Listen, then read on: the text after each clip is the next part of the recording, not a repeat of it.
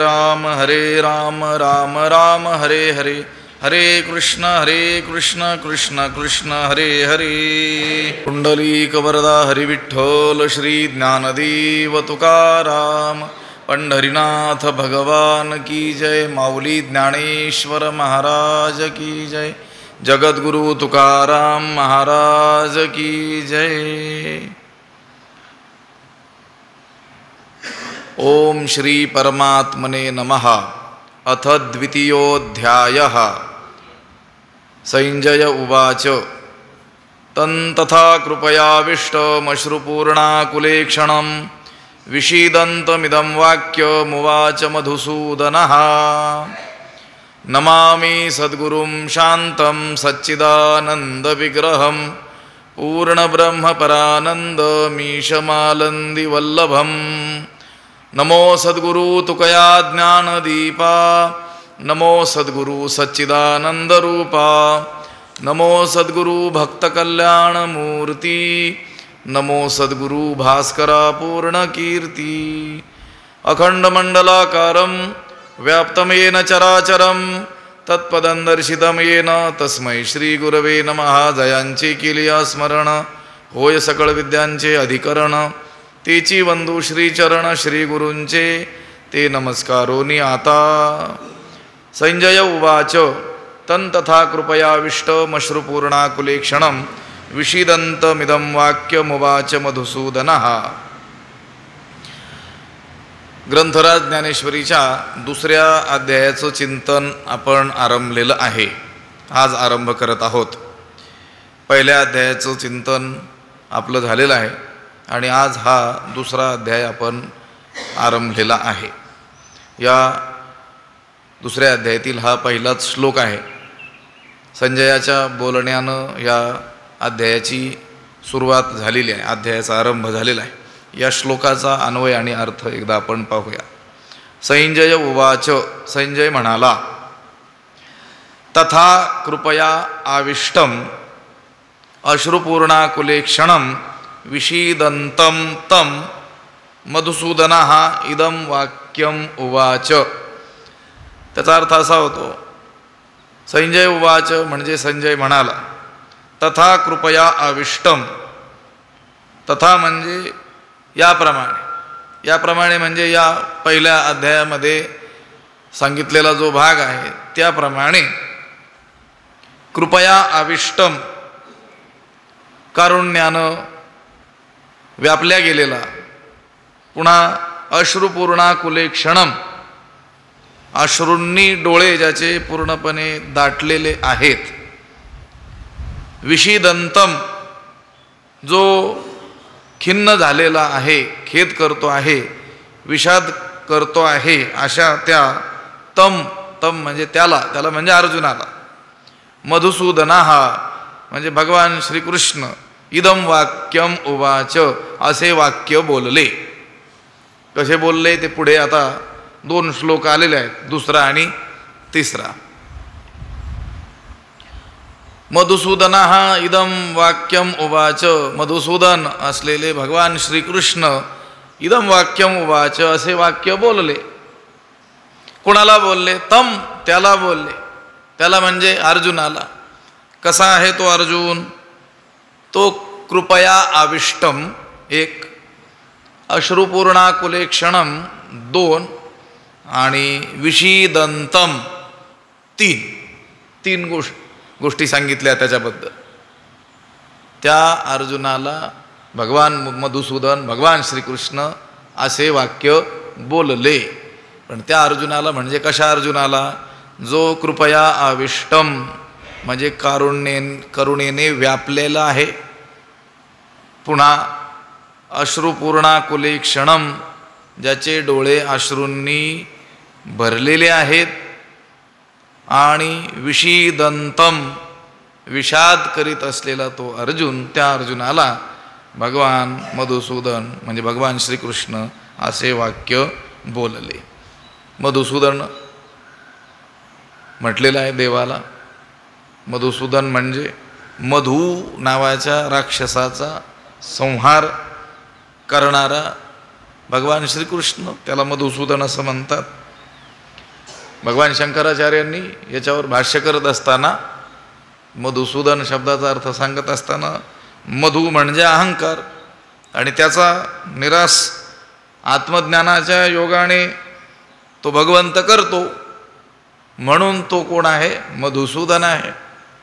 भगवंत त्या प्राण्यावर दया करून त्याला काय करतो? आत्मज्ञान देतो आणि त्या आत्मज्ञानाच्या माध्यमातून अहंकाराचा काय करतो? समूळ नाश करतो. म्हणूनही तो कोण आहे? मधुसूदन आहे. असे मधुसूदन भगवंत त्या अर्जुनाला असे वाक्य बोलले आहेत. पण त्या अर्जुनासंबंधी बोलताना 3 गोष्टी सांगितल्या: कृपया आविष्टम, अश्रुपूर्णाकुलेक्षणम आणि विषिदंतम. कृपया आविष्टम, करुणेने व्यापलेलं, त्याचं चित्त कारुण्यानं व्याप्त झालं. त्यानंच सांगितलं होतं भगवंताला, दोन्ही सैन्याच्या मध्ये माझा रथ नेऊन काय कर? उभा कर. जिथून मी काय करील? निरीक्षण करील. कुणाशी मला लढायचं आहे, कुणाशी युद्ध करायचं आहे ते मी पाहतो. आणि या युद्धामध्ये या दुर्बुद्धी असलेल्या या धृतराष्ट्रपुत्रांचं कल्याण करू इच्छिणारे कोण कोण आलेले आहेत तेही मी पाहतो, निरीक्षण करतो. म्हणजे तो लढण्याच्याच उद्देशाने आलेला होता. देवाला सांगतोय मध्ये रथ उभा कर, म्हणजे मी तिथून पाहतो कोणाशी मला युद्ध करायचंय. म्हणजे काही क्षणानंतर त्याला युद्धच करायचं होतं, त्या तयारीनंच तो हे सगळं बोलतोय. पण तिथं उभं केल्यानंतर त्यानं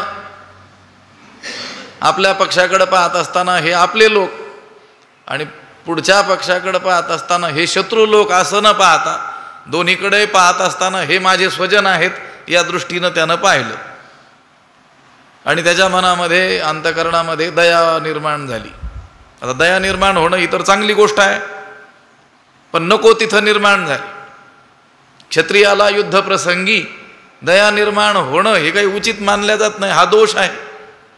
अन्य वेळेस जर त्याला एवढी करुणा निर्माण झाली असती तर तो संत पुरुष ठरला असता. मी त्या दिवशी बोलून गेलो. दुसऱ्याच्या दुःखानं दुःखी होणारा, आता युद्धामध्ये एवढी भयंकर हानी होणार आहे आणि एवढा नाश होणार आहे असा तो विचार करू लागला आणि देवाला सांगू लागला. होईल तेवढं युद्ध टाळल्या गेलं पाहिजे असा त्याचा प्रयत्न आपल्याला दिसतो. हे सगळं कशामुळं घडलं? त्या स्वजनांच्या विषयी करुणा त्याच्या अंतःकरणात काय झाली? निर्माण झाली. ज्ञानोबरायांनी तर एक रूपकच केलं गमतीशीर.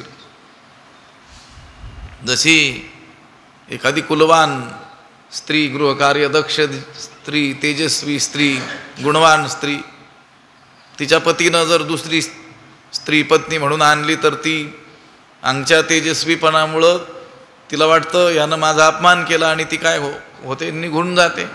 तशी या अर्जुनाच्या अंतःकरणामध्ये तो क्षत्रिय असल्यामुळं, क्षात्रतेज संपन्न असल्यामुळं जी क्षात्रवृत्ती आहे स्वाभाविकच त्याच्या अंतःकरणात वास्तव्य करणारी, पण तिथं दयावृत्ती निर्माण झालेली असल्यामुळे ती क्षात्रवृत्ती काय झाली? तेणे अपमाने निघाली. त्या अपमानानं ती क्षात्रवृत्ती काय झाली? निघून गेली म्हटले.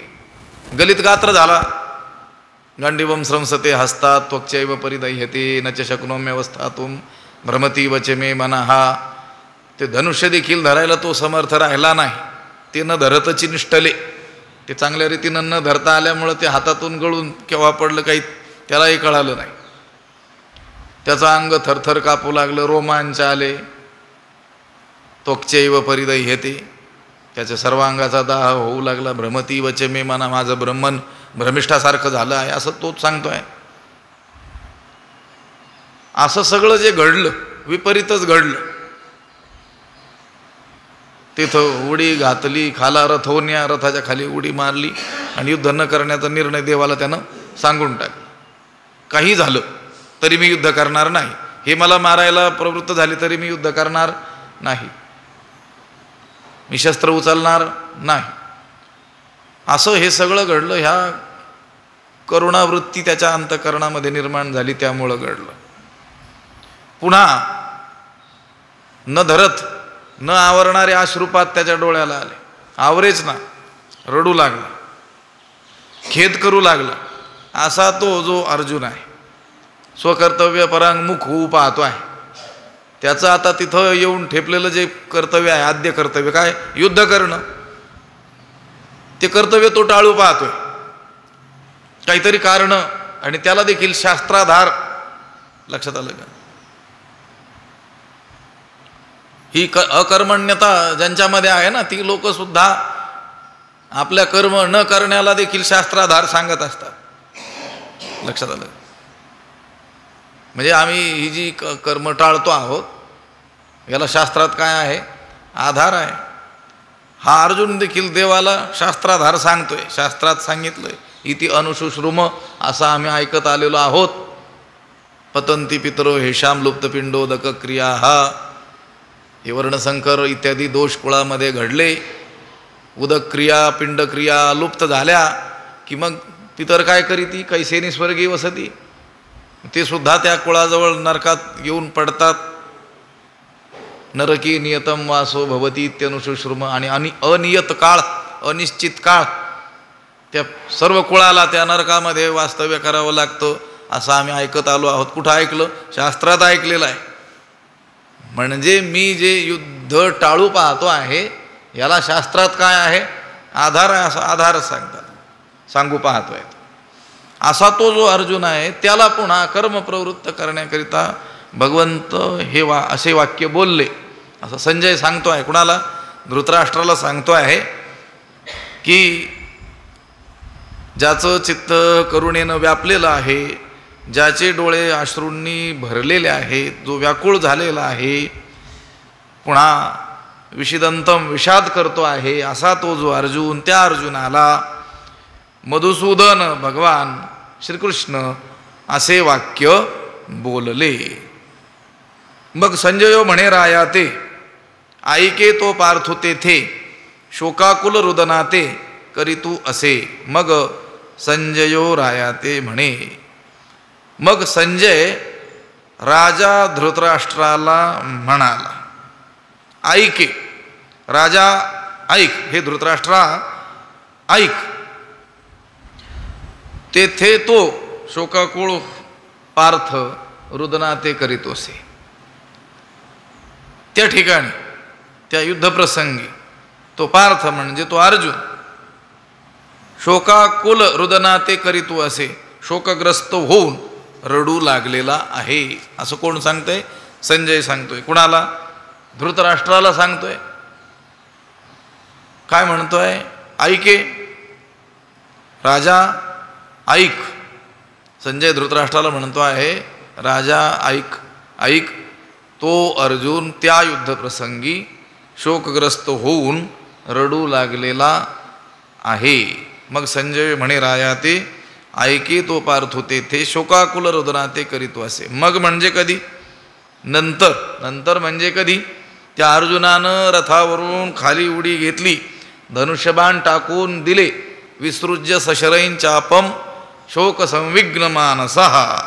त्यानं ते धनुष्य बाणासह ते धनुष्य काय केलं? टाकून दिलं, आणि शोकाकुल झालेला आहे. शोक संविघ्न मानसः, ज्याचं चित्त शोकानं काय झालेलं आहे, व्यापल्या गेलेला आहे, असा तो अर्जुन,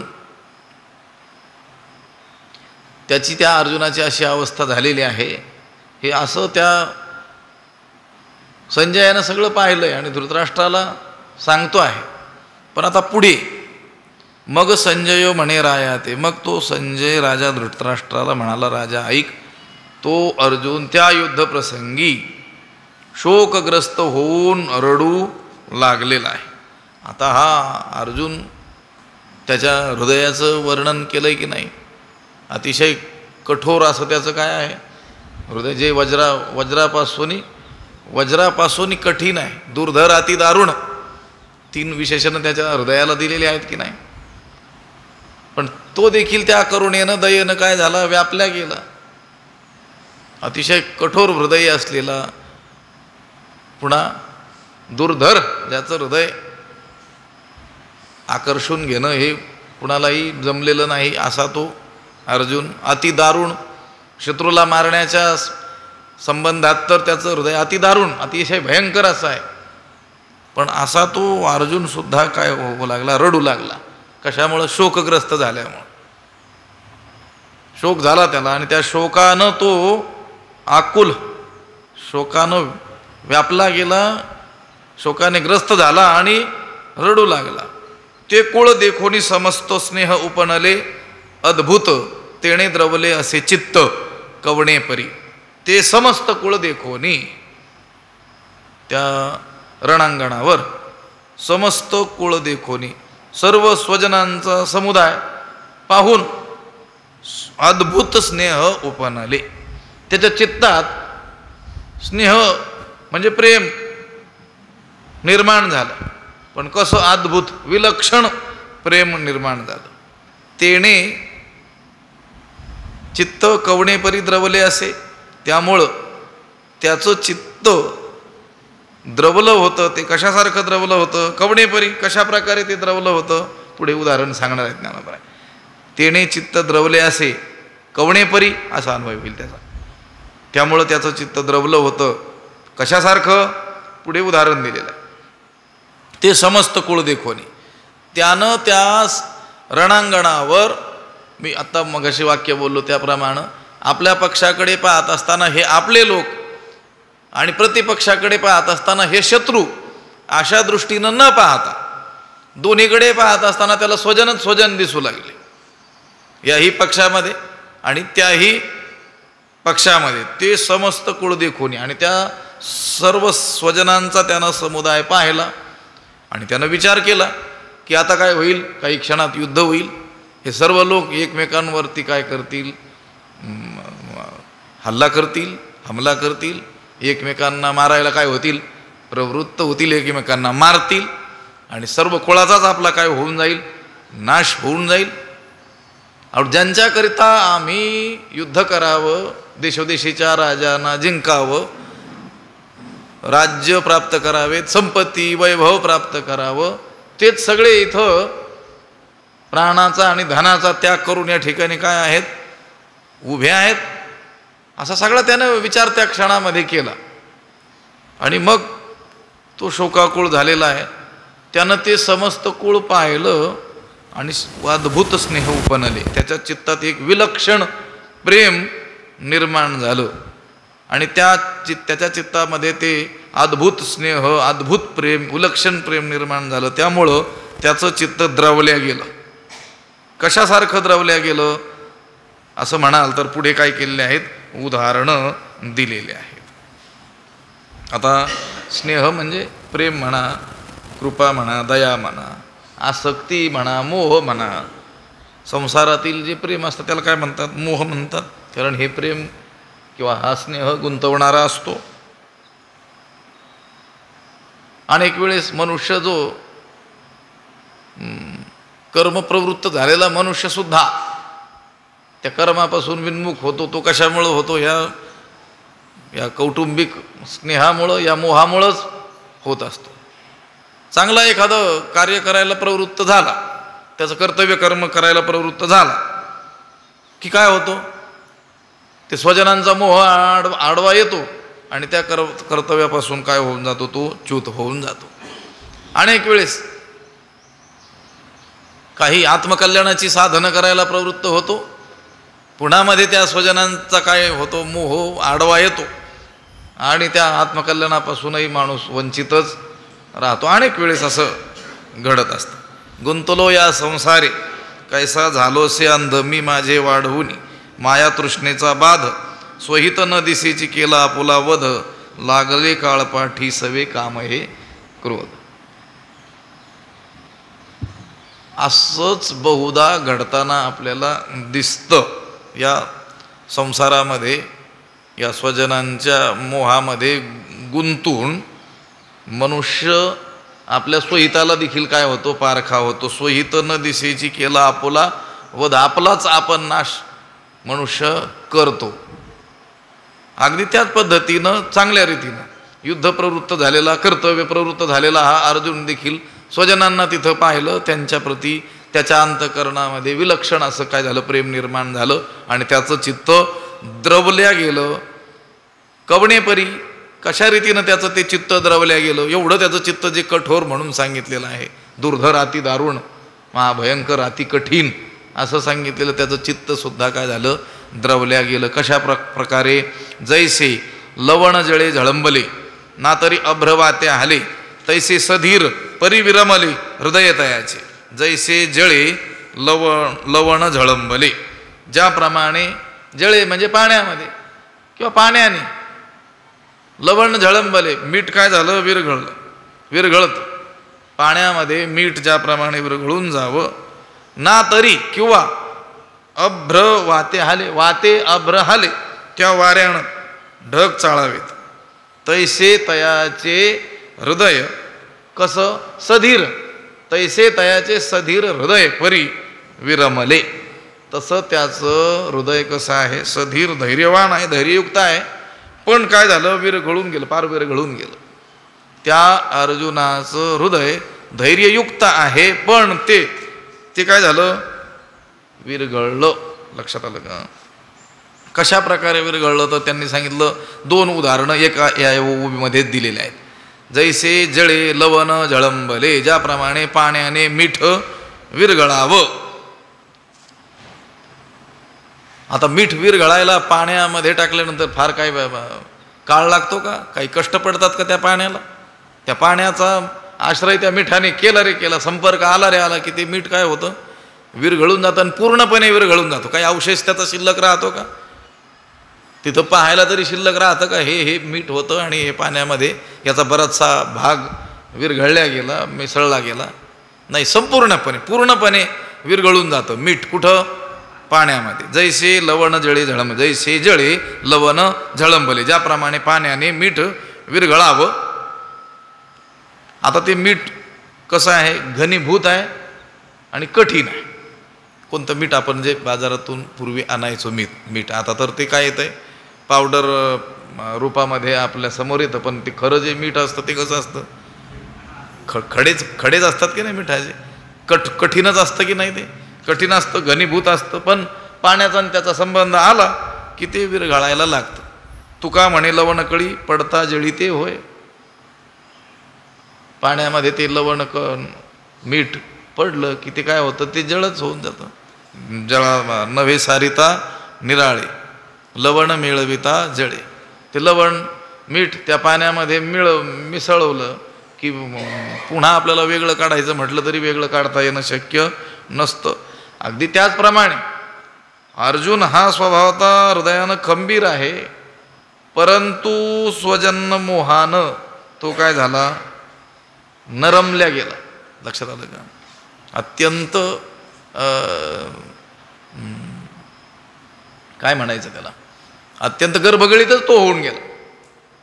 अत्यंत धैर्यवान असलेला तो अर्जुन, पण त्याचं सर्व धैर्यच काय झालं, नष्ट झालं. त्या मगाशी ओवी मी चरण सांगितलं, ते न धरतची निष्ठ, ते धनुष्यबाण त्याला असं हातानं असं पक्क धरता आलं नाही.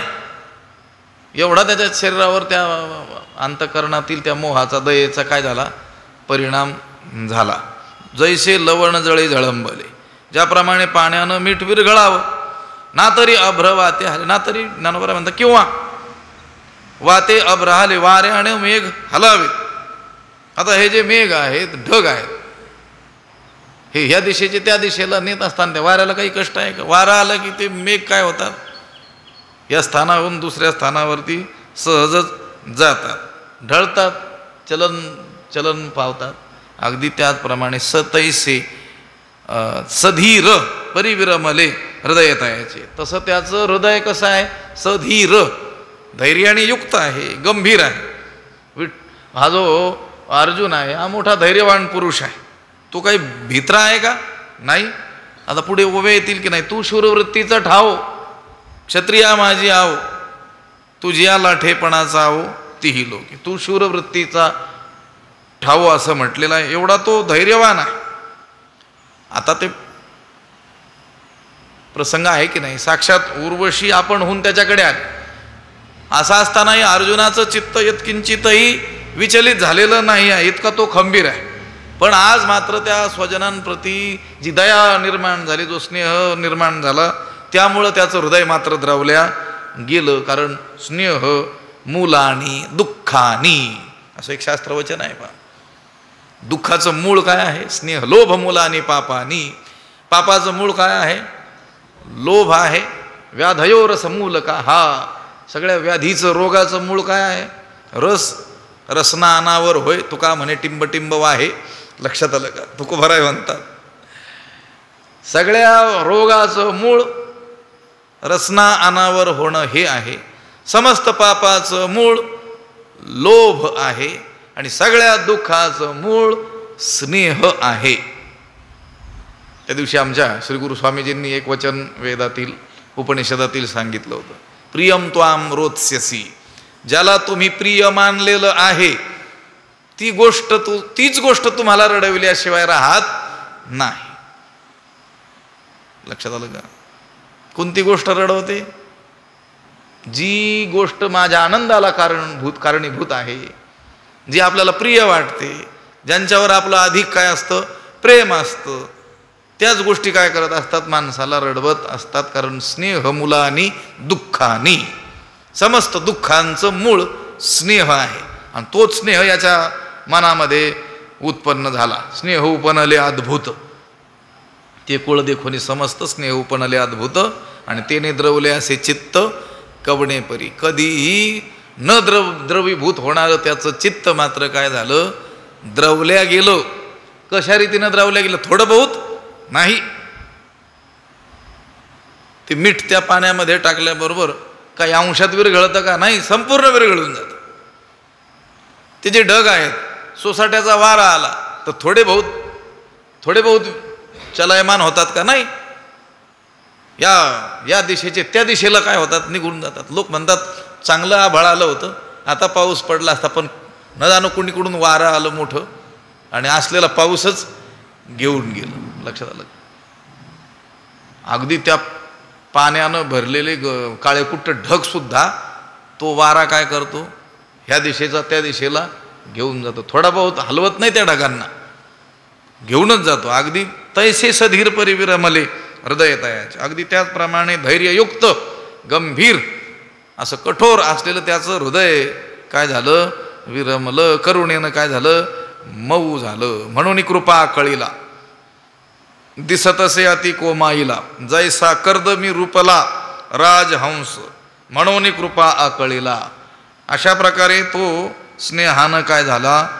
व्याप्त झाला, करुणेनं व्यापल्या गेला आणि अति कोमाईला दिसतसे. आणि कसा दिसू लागला? अति कोमेजलेला तो दिसू लागला.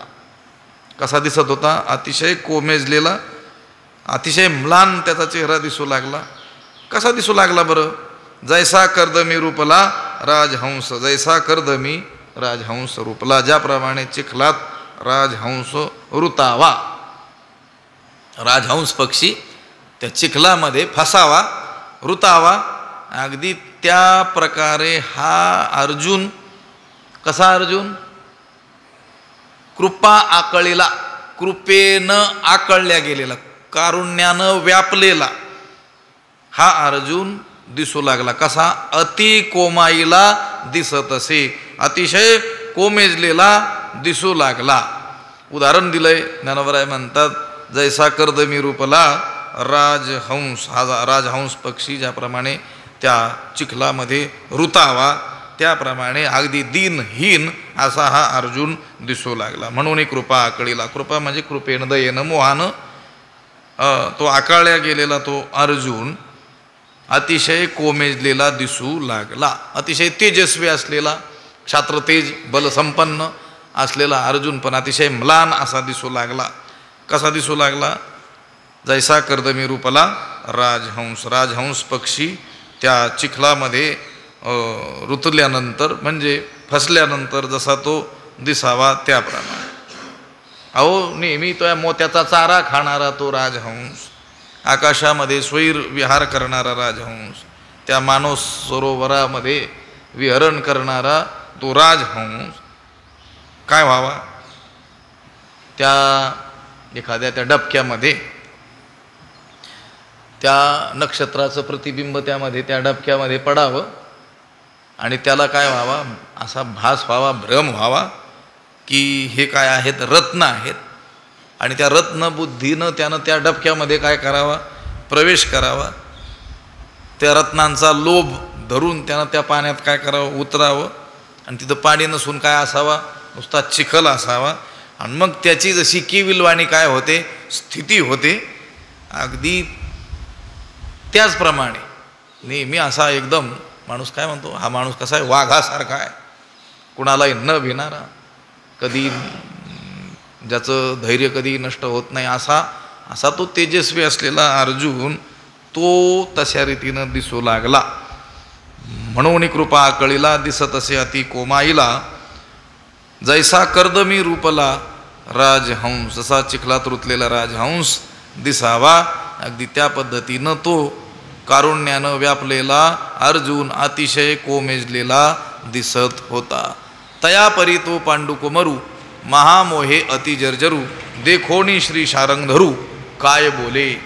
तयापरी तो पांडुकुमरू, त्याप्रमाणे तो पांडुकुमार, पांडुकुमार म्हणजे पंडूचा पुत्र अर्जुन, महामोहे अति जर्जरू, तीव्र मोहानं, महामोहानं, अज्ञानानं काय झालं, अति जर्जरू, अतिशय गांजलेला असा पाहून, देखोनी श्री शारंगधरू काय बोले. श्री शारंगधर भगवान श्रीकृष्ण काय बोलले ते ऐका. पुढच्या दुसऱ्या आणि तिसऱ्या श्लोकामध्ये देव बोललेले आहेत. तयापरी तो पांडुकुमरू, त्याप्रमाणे तो अर्जुन, त्याप्रमाणे म्हणजे आता पाठीमागं सांगितलं, जैसा कर्दमी रूपला राजहंस, राजहंस पक्षी की ज्याचं चालणं अतिशय सुंदर आहे असं सांगण्यात आलेलं आहे. राजहंसाचे चालणे भूतळी झाले या शहाणे, म्हटलेलं ज्ञानोबरायांनी की राजहंस अगदी थाटात चालतो, त्याचं चालणं सुद्धा अगदी डौलदारपणे असतं, डौलदारपणाचं असतं, अगदी पाहण्यासारखं असतं. पण असा तो राजहंससुद्धा चिखलात जर रुतला तर त्याची जशी दयनीय काय होऊन जाते, अवस्था होऊन जाते, त्याप्रमाणे तो पांडुकुमार, पंडूचा पुत्र अर्जुन महामोहे अतिजर्जरू, त्या अज्ञानानं अतिपीडित झाला, अतिभ्रांत झाला. आणि अशा त्या अर्जुनाला पाहून देखोनी श्री शारंगधरू काय बोले, शारंगधर भगवान श्रीकृष्ण काय म्हणाले ते ऐका. महामोहे अतिजर्जरू, तीव्र मोहान. महामोह हा जो शब्द आहे याच्यामध्ये दोन शब्द आहेत, दोन शब्द एकत्र येऊन हा एक शब्द, सामासिक शब्द निर्माण झालेला आहे. महा आणि मोह हे दोन शब्द एकत्र येऊन हा महामोह शब्द तयार झालेला आहे. महा शब्दाचा अर्थच आहे मोठा, तीव्र, भयंकर, आणि मोह शब्दाचा अर्थ आहे अविवेक आहे, भ्रम आहे, भ्रांती आहे, अज्ञान आहे. कसा भ्रम, मोठा भ्रम. थोडा बहुत भ्रम तर सगळ्यांनाच होत असतो, पण अर्जुनाला जो भ्रम झालाय तो कसा आहे, महामोह. त्या महामोह म्हणजे अज्ञान देखील. त्या पंचदशी ग्रंथाचा आरंभच अशा नमनानं झालेला आहे. नमश्री शंकरानंद गुरुपादांबुजन्मने सविलास महामोह ग्राहग्रासैक कर्मणे. महामोह शब्द तिथं आलेला आहे. श्रीगुरूंना वंदन करत असताना कशा आहेत श्रीगुरू, तर महामोह अज्ञान, सविलास आपल्या विलासासह, अज्ञान वर्गासह ज्याचा काय करतात, ग्रास करतात, हेच ज्यांचं एक काय आहे, काम आहे महामोह. महामोह म्हणजे अज्ञान, मोठा अविवेक, भयंकर अविवेक. अविवेक शब्दाचा अर्थ काय, बरं वाईट, सत्य असत्य, नित्य अनित्य हे कळणं, याला काय म्हणतो आपण, विवेक. आणि अविवेक म्हणजे हे न कळणं, खरं काय खोटं काय हे न कळणं, खऱ्यालाच खोटं, खोट्यालाच खरं समजणं. जी नित्य वस्तू आहे तिला अनित्य बुद्धीनं पाहणं, आणि अनित्याच्या ठाई नित्याचा काय होणं, भ्रम होणं, हाच काय आहे मोठा अविवेक आहे. अर्जुनाला देखील तसंच झालं की नाही. आता ते शत्रू आहेत आणि त्यांच्या ठिकाणी स्वजनत्वाचा त्याला काय झालाय, भ्रम झालाय. ते मानतात का याला स्वजन, नाही मानत. युद्ध करणं श्रेयस्कर आहे, पण त्याला तो म्हणतो हे पापाला कारण आहे, कुळाचा काय होईल आणि घात होईल, कुळाचा नाश होईल युद्ध केल्यानं. युद्ध करणं तर क्षत्रियासाठी श्रेयस्कर म्हणून सांगितलं गेलेलं आहे. ती तर एक त्याच्यासाठी काय आहे, जणू स्वर्गाला जाण्याची पर्वणीच मानल्या जाते. स्वर्गद्वारमपावृतम, स्वर्गाची द्वार उघडण्यास ते काय ठरतंय? कारण ठरतंय. काय? युद्ध. कोणासाठी? क्षत्रियासाठी. अर्जुन क्षत्रिय आहे, युद्ध त्याला प्राप्त झालेलं आहे, क्रमप्राप्त आहे युद्ध करणं. त्यानं आपण होऊन लादलेलं आहे का युद्ध? नाही. कितीतरी वेळेस टाळण्याचा त्यांनी काय केलेलं आहे? हे युद्ध प्रयत्न केलेला आहे. अगदी शेवटची भूमिका म्हणजे त्यांनी किती गावं मागितली होती? 5च गावं मागितली होती. पण हा काय म्हटला? युद्ध केल्या वाचून सुईच्या अग्रटोकावर बसेल एवढी सुद्धा भूमी मी त्या पांडवांना देणार नाही. म्हणजे युद्ध कुणाकडून लादल्या गेलं होतं? कौरव पक्षाकडून.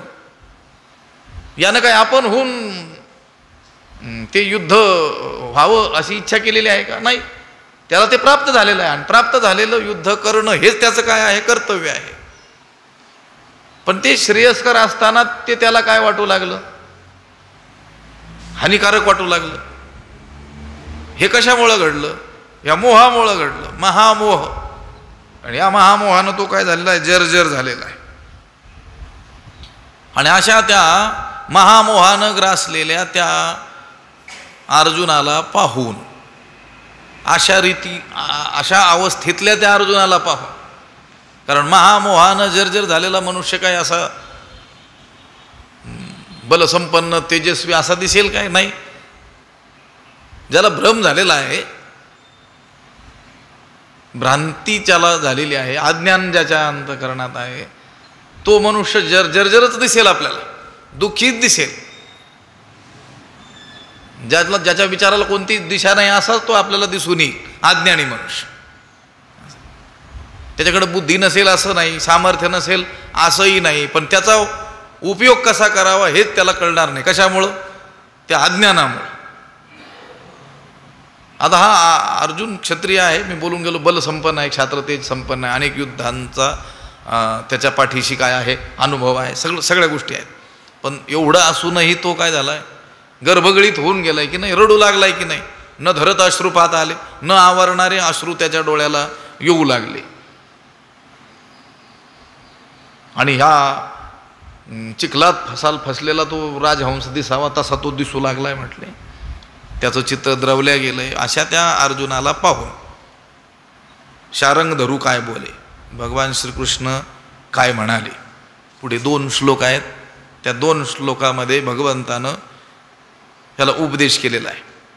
हा उपदेश जो आहे हा कसा उपदेश आहे की हे तुझं जे वागणं आहे, युद्ध टाळू जे पाहतोस तू, ते काही उचित नाही.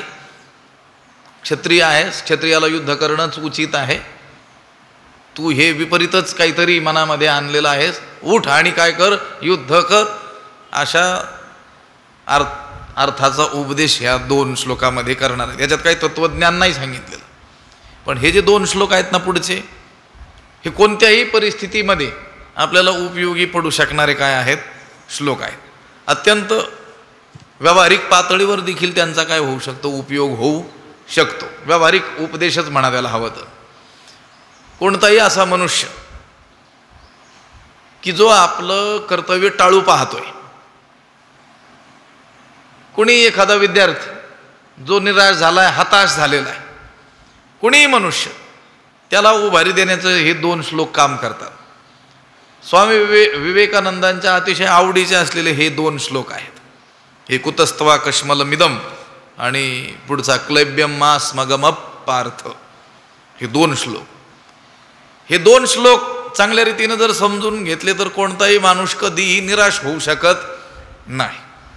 आपल्याला प्राप्त असलेलं कर्तव्य करण्यामध्ये कितीही अडचणी असल्या तरी देखील ते कर्तव्यच केलं पाहिजे अशी त्याची भावना होईल जर ह्या श्लोकांचा चांगल्या रीतीनं त्याने विचार केला तर. मी बोललो की नाही, कोणत्याही क्षेत्रामध्ये उपयोगी पडणारे हे श्लोक आहेत. तुम्ही व्यापारी असा, तुम्ही नोकरदार असा, तुम्ही विद्यार्थी असा, गृहस्थ असा, शेतकरी असा, कोणी असा, अनेक वेळेस असा प्रसंग जीवनात येतो, अनेक प्रसंग येतात की त्यावेळेस हाती असलेलं काम माणसाला सोडून देऊन दुसरंच काहीतरी भलतं करण्याची काय होत असते? बुद्धी होत असते. दुसरी कर्म आपल्याला आवडू लागतात. पुढे तर भगवंत बोलणारच आहेत, स्वधर्मेनी धनम श्रेय परधर्मो भयावहा. आपला स्वधर्म, आपलं कर्तव्य कर्म हे कितीही कठोर असलं तरी देखील तेच आपण केलं पाहिजे.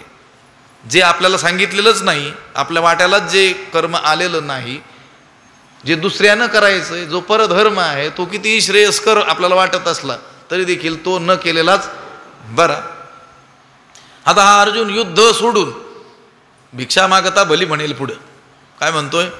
भीक मागणं चांगलं. आता भीक मागणं क्षत्रियाला उचित आहे का? नाही.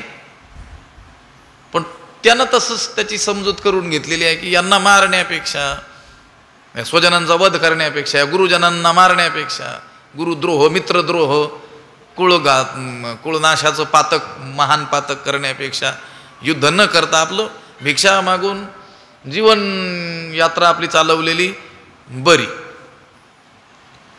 वरवर जर विचार केला तर अर्जुन हा मोठा महात्मा आहे असंच वाटेल लोकांना. बघा, त्याच्या चित्तात राज्याचा लोभ नाही, द्रव्याचा लोभ नाही, सत्तेचा हव्यास नाही, स्वजनांप्रती प्रचंड दया त्याच्या अंतःकरणात आहे. केवढा दयाळू पुरुष आहे असंच वाटण्याचा काय आहे? संभव आहे. पण हे सगळं ते जे बोलतो तो अज्ञानापोटी बोलतोय. म्हणून तर भगवंताला त्याचं ते अज्ञान दूर करून स्वकर्तव्यारूढ त्याला भगवंताने काय केलेलं आहे. हे 2 श्लोक अतिशय काय आहेत पुढचे महत्त्वाचे आहे. या 2 श्लोकामध्ये भगवंत त्याला हे तू जे आरंभलंय, काय आरंभलंय की मी आता काही युद्ध करणार नाही, स्वकर्तव्य परांगमुख तू होऊ पाहतोस, हे काही उचित नाही, हेच सांगणार आहेत. श्री भगवान उवाच कुतस्त्वा कश्मलमिदं विषमे समुपस्थितम अनार्यजुष्टमस्वर्ग्य मकीर्तिकरम अर्जुन. श्री भगवान उवाच. श्री भगवान उवाच. श्री भगवान म्हणाले. काय म्हणाले? अर्जुन, हे अर्जुना, अनार्यजुष्टम अस्वर्ग्यम अकीर्तिकरम इदम कश्मलम त्वा विषमे कुतः समुपस्थितम. हे अर्जुना, अनार्यजुष्टम, अनार्यजुष्टम जे आर्य नाहीत, श्रेष्ठ नाहीत असं आहे. आणि त्यांनी आचरलेला मार्ग म्हणजे श्रेष्ठांनी कधीही न आचरलेला मार्ग. पुन्हा अस्वर्ग्यम, स्वर्गाला न देणारा, अकीर्तिकरम, दुष्कीर्तिकारक, अपकीर्ती करणार, इदम कश्मलम, हे चित्ताचं जे मालिन्य आहे, हे अज्ञान आहे, मोह आहे. त्वा विषमे कुतः उपस्थितम, तुला या संकट समयी विषम परिस्थितीमध्ये लढाईच्या वेळेस कुठून प्राप्त झाला? हे कश्मल कुठून प्राप्त झालं? म्हणजे तू जो विचार करतो आहेस युद्ध करायचं नाही, तो जो विचार आहे तो कसा आहे? तो भगवंत म्हणतात हे चित्ताचं मालिन्य आहे, हे कश्मल आहे. हेच काय आहे? पाप आहे, पाप. अर्जुन कशाला पाप समजतोय? युद्ध करण्याला. आणि भगवंत काय म्हणतात? हे युद्ध न करणं असा जो विचार तू करतो आहेस, हे पाप तुला कुठून सुचलं? आहे की टोकाचा विरोध आहे की नाही? हा म्हणतो आहे युद्ध केल्यानं पाप लागेल, आणि भगवंत काय म्हणतात? युद्ध सोडून पळाल्यानं, युद्ध न केल्यानं हे पाप लागेल. हे पाप तुला कुठून सुचलं म्हणे? आणि कोणत्या वेळी? अशा या बिकट परिस्थितीत, विषमे, या बिकट परिस्थितीत तुला हे पाप कुठून सुचलं, कुठून प्राप्त झालं? कारण तू हा जो विचार करतो आहेस कशाचा? युद्ध न करण्याचा, युद्ध सोडून पळू पाहण्याचा, हा विचार आजपर्यंत कोण्याही श्रेष्ठ पुरुषांनी केलेला नाही. हा अनार्यजुष्टम, जे आर्य नाहीत, श्रेष्ठ नाहीत, अशा लोकांनी आचरलेला हा मार्ग आहे. श्रेष्ठ लोक कधी आपलं कर्तव्य सोडत नाहीत, प्राप्त असलेलं कर्तव्यच पार पाडत असतात. आर्यजुष्टम नाही आहे मार्ग. हा कसा आहे? अनार्यजुष्टम, आर्यांनी न आचरलेला. ह्या देशाला आर्यावर्त नाव आहे प्राचीन, आणि आता दिसतो नकाशामध्ये जेवढा भारत तेवढाच नाही आहे हा देश. याच्या सीमा दूरपर्यंत आहे, बाहेरून नाही आले. आर्यांनी या आर्यावर्तातच एका ठिकाणाहून दुसरीकडे स्थलांतर केलं. जर मानलं त्यांचं आर्य आले एवढं मानलं तर. आर्य शब्दाचा अर्थ आहे श्रेष्ठ. रामायणामध्ये अनेक वेळेस सीतामाता रामप्रभूंना संबोधत असताना हे आर्यपुत्र असं म्हणत असतात. लक्षात आलं का? आर्य म्हणजे श्रेष्ठ आणि अनार्य म्हणजे जे श्रेष्ठ नाहीत असे लोक. कृण्वन्तो विश्वम आर्यम अशी संकल्पना आहे ऋषींची. या सर्व विश्वाला आम्ही आर्यावर्त बनवून टाकू, म्हणजे या जगातील समस्त लोकांना आम्ही श्रेष्ठ बनवू. तुकोबराय म्हणतात तसं गाढवाचे घोडे आम्ही करू दृष्टीपुढे. गाढवाला सुद्धा घोडं करू. गाढवाला घोडं करू म्हणजे काही माणसं नसतात का, मूर्ख असतात, त्यांना लोक काय म्हणतात, काय गाढव आहेस. लक्षात आलं का? अशा माणसांना सुद्धा काय करू आम्ही, शहाणं करू. ऋषी काय म्हणतात, त्यांनी काय घोषणा केली, कृण्वन्तो विश्वम आर्यम. या सगळ्या जगाला विश्वाला आम्ही काय करू, आर्य करू. आर्य करू म्हणजे श्रेष्ठ. गुणहीन लोकांना, दुर्जन लोकांना सुद्धा सज्जन करू, वाईट लोकांना सुद्धा चांगलं करू. जे खळांची व्यंकटी सांडो ज्ञानोबराय म्हणतात अगदी त्याप्रमाणे आर्य म्हणजे श्रेष्ठ. आता इथं काही विस्तारानं विचार करण्याचं हे काही स्थान नाही आहे. आर्य शब्दाचा अर्थ आहे श्रेष्ठ. आर्य वंशवाचक शब्द नाही, आर्य हा गुणवाचक शब्द आहे, एवढंच लक्षात ठेवा. भगवंत म्हणतात हे अर्जुना तू हे जे आरंभलंय ना हे आर्यजुष्टम नाही, म्हणजे श्रेष्ठांनी याचा अंगीकार केलेला आहे असा हा मार्ग नाही. आजपर्यंत एक तरी उदाहरण दाखव बरं जगामध्ये की श्रेष्ठ माणसं प्राप्त असलेलं कर्तव्य सोडून पळून गेले. जे प्राप्त कर्तव्य सोडू पाहतात त्यांना श्रेष्ठच मानलेलं नाही आहे. उलट प्राप्त असलेलं कर्तव्य करत असताना किती अडचणी आल्या, प्रचंड अडचणी आल्या.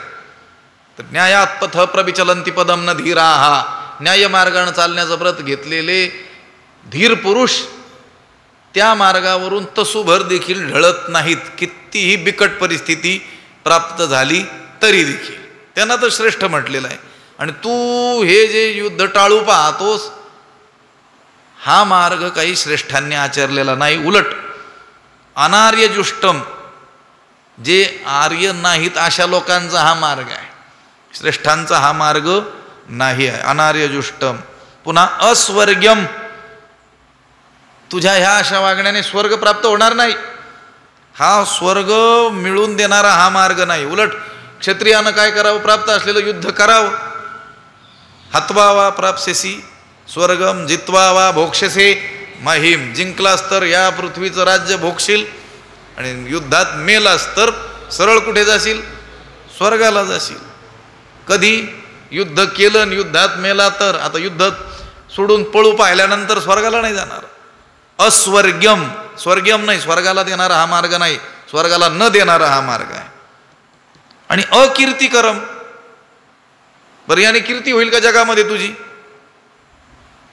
की अर्जुन हा फार श्रेष्ठ पुरुष आहे आणि त्याने अगदी युद्धाचा प्रसंग प्राप्त झाला असताना ते युद्ध काय केलं, सोडून दिलं, म्हणून तुझी काही कीर्ती होईल का? नाही. उलट काय होईल, अकीर्ती, अपकीर्ती होईल.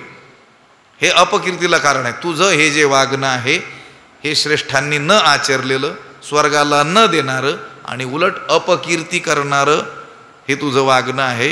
ह्या अशा बिकट परिस्थितीमध्ये हे पाप तुला कुठून प्राप्त झालं? भगवंत याला पाप म्हणतोय. कर्तव्य कर्म सोडू पाहणं हे काय आहे, पाप आहे. आणि अर्जुन मात्र युद्ध करणं यालाच काय म्हणत होता, पाप म्हणत होता. श्री भगवान वाच कुतस्त्वा कश्मलमिदम विषमे समुपस्थितम अनार्यजुष्टमस्वर्गीय मकीर्तिकरम अर्जुन. हा दुसरा श्लोक, त्याचा थोडासा विचार केला. त्याच्या खाली ज्ञानोबरायांनी विस्तारानं काय केलेलं आहे, विचार केलेला आहे. तो भाग आपण उद्या पाहू. 15व्या या श्लोकाचं भाष्य ज्ञानोबरायांनी केलेलं आहे. पुंडलीक वरदा हरिविठ्ठल श्री ज्ञानदेव तुकाराम पंढरीनाथ भगवान की जय. माऊली ज्ञानेश्वर महाराज की. विठ्ठल विठ्ठल विठ्ठल विठ्ठल. पुंडलीक वरदा हरिविठ्ठल श्री ज्ञानदेव तुकाराम पंढरीनाथ भगवान की जय. माऊली ज्ञानेश्वर महाराज. आता विश्वात्मके देवे येणे वाग्यज्ञे तोषावे तोषोनी मज द्यावे पसाय दान हे, जे खळांची व्यंकटी सांडो तया सत्कर्मी रती वाढो, भूता परस्परे पडो मैत्र जीवांचे, दुरितांचे तिमिर जावो, विश्वस्वधर्म सूर्ये पाहो, जो जे वांछिल तो तेला हो प्राणीजात, वर्षत सकळ मंगळी ईश्वर निष्ठांची मांदियाळी, अनवरत भूमंडळी भेटो तया भूता, चला कल्पतरूंचे आरव, चेतना चिंतामणीचे गाव, बोलते जे अर्णव पियुषांचे, चंद्रमे जे अलांछन, मार्तंड जे तापहीन, ते सर्वाही सदा सज्जन सोय रे होतू, किंबहुना सर्व सुखी पूर्ण होवणी तिही लोकी, भजिजो आदि पुरुखी अखंडित, आणि ग्रंथोपजीविये विशेषी लोकी इये, दृष्टादृष्ट विजये होवावेजी, एथ म्हणे श्री विश्वेश्वरावो, हा होईल दान पसावो, येणे वरे ज्ञानदेवो सुखिया झाला, येणे वरे ज्ञानदेवो सुखिया झाला, येणे वरे ज्ञानदेवो सुखिया झाला. पुंडलीक वरदा हरी विठ्ठल श्री ज्ञानदेव पंढरीनाथ भगवान की जय. माऊली ज्ञानेश्वर महाराज की, जगद्गुरु तुकाराम महाराज की, सद्गुरु बंशी महाराज की जय, सद्गुरु जोग महाराज की जय.